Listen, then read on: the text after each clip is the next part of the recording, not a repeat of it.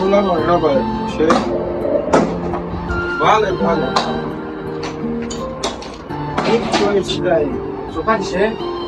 سوساس نیش. ليش أنا شو داش ما بعد كنت نمشي يلا شو هاي نصيب فات تشكلين السراكش كده شو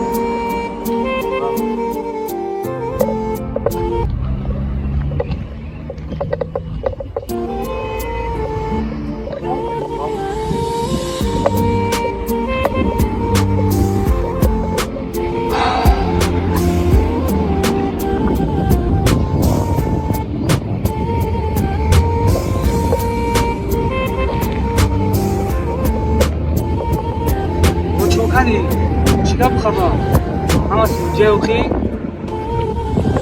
وقتی چند بار گفتم کو هم کار نمیشه کار نشام تو نکنه شوخی وقتی چند بار گفتم موقعیت دختا ما بزاش ما همیشه خوشکی دوای مرا دیگه زنگ نزن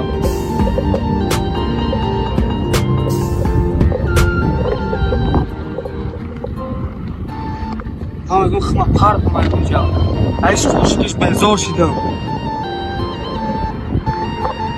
ما میپردم اینجا خوشگیش هستی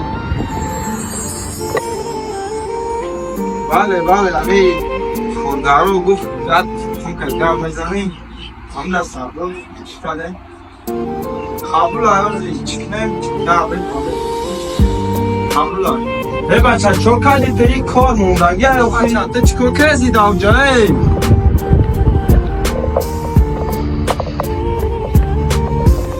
بچه ها چون کسی دارم ما بهتر شما که همیش خوشگاه خواهد میپرتو دیگه پایدام علی کار برا پاپیل اومدی هیچ خوشگاه ها همش دروغ اکا میدانی چی؟